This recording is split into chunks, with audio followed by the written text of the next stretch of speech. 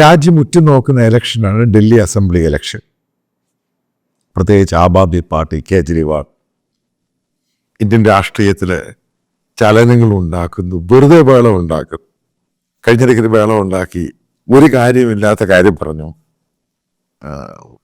Haryana government വെള്ളം കൊടുക്കുന്നതിനകത്ത് വിഷക്കലത്തി അവിടുന്ന്. ഇനി അടുത്ത മാപ്പ് അയാൾ ചോദിക്കാൻ പോകും. അയാൾ കഴിഞ്ഞ പ്രാവശ്യം കയറി ഡൽഹി മാപ്പ് ചോദിച്ചു, പഞ്ചാബിൽ പോയി മാപ്പ് ചോദിച്ചു, ഒരുപ്പെട്ട എല്ലാവരോടും മാപ്പ് ചോദിച്ചു. ഇനി അടുത്ത മാപ്പ് ഉണ്ടാക്കാൻ പോവുകയാണ്. കാരണം ഒരു സെൻസിബിൾ അല്ലാത്ത വായി തോന്നുന്ന എല്ലാം വിളിച്ചു പറയും, കയ്യടി മേടിക്കും.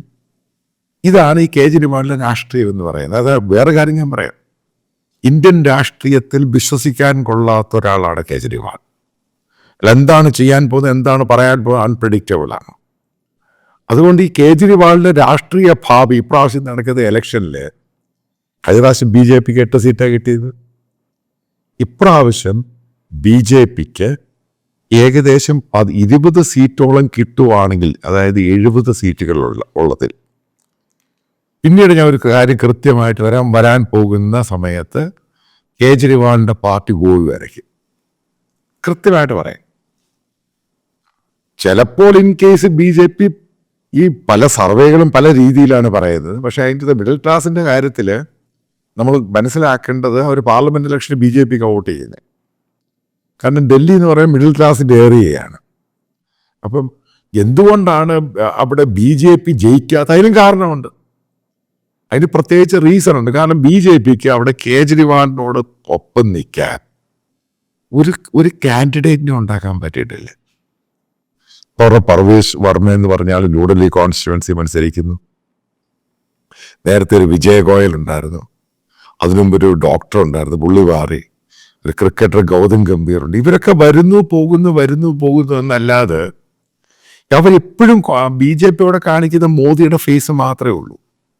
മോദി ഇന്ത്യൻ പ്രധാനമന്ത്രി, ഒരിക്കലും ഡൽഹിയുടെ മുഖ്യമന്ത്രി ആകാൻ പോകുന്നില്ല. പക്ഷെ BJPക്ക് അവിടെ ലോക്കലൈസ്ഡ് ഒരു കരിസ്മാറ്റിക് ലീഡേഴ്സിനെ മനസ്സിലാക്കുക. ഇത് സെയിം ആയിരുന്നു കോൺഗ്രസിന് സംഭവിച്ചത്. ഷീലാ ദീക്ഷിത്തിന് ശേഷം കോൺഗ്രസിന് അതേപോലെ ലീഡർ ഇല്ലാതായി. അതേപോലെ തന്നെയാണ് BJPക്ക് ഒരു ലീഡറില്ല. അതിൻ്റെ അകത്ത് എൻ്റെ സജഷൻ ഉണ്ടായിരുന്നു. ഞാൻ പറഞ്ഞു, അവിടുത്തെ ചില ആൾക്കാരോട് പറഞ്ഞു, എന്തുകൊണ്ട് അനുരാഗ് താക്കൂറിനെ BJPയുടെ CM കാൻഡിഡേറ്റായിട്ട് പ്രൊജക്റ്റ് ചെയ്യുന്നില്ല? കാരണം ചെറുപ്പക്കാരനാണ്, കാരണം അക്സെപ്റ്റഡ് ഫാക്ടറാണ്. കാരണം ഡൽഹിക്കാർക്ക് അവിടെ വരുന്ന ഇപ്പം അവിടെ ഒരു ബീഹാറി കമ്മ്യൂണിറ്റിയിൽ നിന്ന് ഒരാൾ വന്നു, അതൊന്നും മനോജ് തിവാരി, അവരൊന്നും ഡൽഹിക്കാരെ അക്സെപ്റ്റ് ചെയ്തൊന്നുമില്ല. ഡൽഹിക്ക് അക്സെപ്റ്റ് ചെയ്യുന്ന മിഡിൽ ക്ലാസ്സിലുള്ള അവരുടെ ക്ലാസ്സുമായിട്ട് യോജിച്ചു പോകുന്ന ലീഡേഴ്സിനെ ഡൽഹി അക്സെപ്റ്റ് ചെയ്യുകയുള്ളൂ. അതുകൊണ്ടാണ് കേജ്രിവാളിന് ഏറ്റവും കൂടുതൽ സക്സസ് ഉണ്ടാകുന്നത്. ഈ ബേസിക്കലി ഡൽഹി എന്ന് പറഞ്ഞ സിറ്റി, അതായത് എൻ്റെ സിറ്റിയാണ്, ഞാൻ ജോലി ചെയ്യുന്ന സിറ്റി, അത് ഞാൻ ഡൽഹി ആയിട്ടാണ്. ആ സിറ്റി ഇത്രയും നാശമാക്കിയത് കാരണം നേരത്തെ കേജ്രിവാൾ പറഞ്ഞു സിറ്റിയുടെ അവിടുത്തെ മുനിസിപ്പാലിറ്റിയും അതൊന്നും ഞങ്ങൾക്കല്ല, അതുകൊണ്ടാണ് ഡൽഹി മോശമായിരിക്കും. ഇപ്പോൾ എല്ലാവരുടെ കയ്യിൽ. എന്നിട്ടെന്താ ഡൽഹി നന്നാവാതെ? ഇപ്പം ഡൽഹിയിലെ മേജർ ഡെവലപ്മെൻറ്റ് സംഭവങ്ങളൊക്കെ കൊണ്ടുവരുന്നത് കേന്ദ്ര ഗവൺമെൻറ്. ഇതിനകത്ത് ചില കാര്യങ്ങളിലൊക്കെ ഈ കേജ്രിവാൾ പറയുന്നതിൻ്റെ അകത്ത് ചില കാര്യങ്ങളിനകത്ത് സ്കൂൾ സംഭവം അത് BJP പറയാൻ വിശ്വസിക്കുന്നുമില്ല. അപ്പം അത് ഇപ്പോഴവിടെ ഇരിക്കുന്ന സ്ത്രീയായ അവരുടെ ഐഡിയയാണ്, അല്ല കേജ്രിവാളിൻ്റെ ഐഡിയ ചുമ്മാ പറയുന്നത്.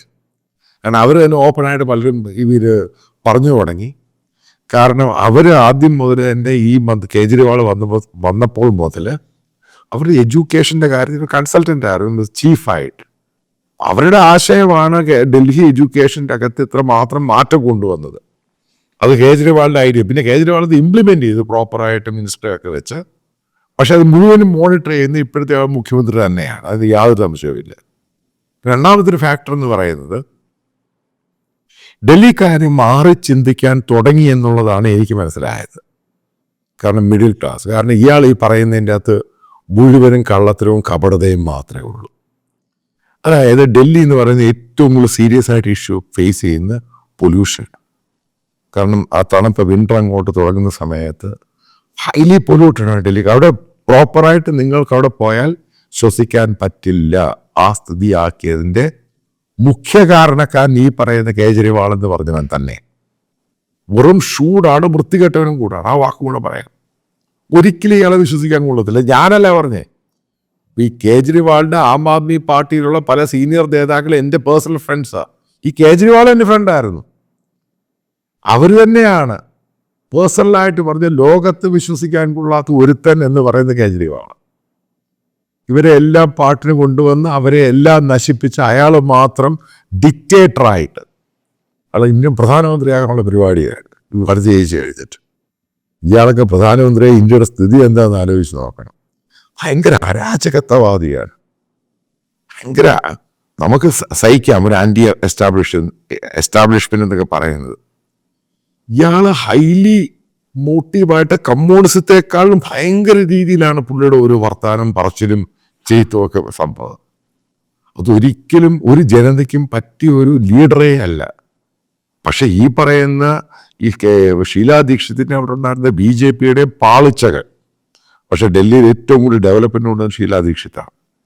പക്ഷെ ആ ഷീലാ ദീക്ഷിതിനെ അവിടുത്തെ നിർഭയ കേസും അവിടുത്തെ അഴിമതിയും പ്രശ്നങ്ങളൊക്കെ വന്നു കഴിഞ്ഞപ്പോൾ അതിനകത്ത് ഇന്ത്യ അഗേൻസ്റ്റ് കറപ്ഷനെ കൂടെ കയറി വന്നതാണ് ഈ കേജ്രിവാൾ. എൻ്റെ അഭിപ്രായത്തിൽ ഡൽഹിയുടെ ഏറ്റവും മോശപ്പെട്ട ചീഫ് മിനിസ്റ്റർ ഡൽഹിയിൽ ഇത്രയും നാൾ ഭരിച്ചതിൽ കേജ്രിവാൾ തന്നെയാണ്. ആൾക്കാർക്ക് അരി കൊടുക്കുന്നു, വെള്ളം ഫ്രീ ആയിട്ട് കൊടുക്കുന്നു, അത് കൊടുക്കുന്നു, ഇത് കൊടുക്കുന്നു. പക്ഷെ ഡൽഹി എന്ന് പറയുന്ന ഒരു വേൾഡ് ക്ലാസ് സിറ്റിയാക്കി മാറ്റിയെടുക്കാമെന്ന് ഇയാൾ എത്രയോ പ്രാവശ്യം പറഞ്ഞു. ഇയാൾ എന്തെങ്കിലും കുന്തം ചെയ്തു. അവിടെ ഈ ഔട്ടർ റിംഗ് റോഡും മറ്റുള്ള സംഭവങ്ങളൊക്കെ ഉണ്ടാക്കിയത് കേന്ദ്ര സർക്കാരാണ്. ഇനിയും ഡൽഹി മെട്രോ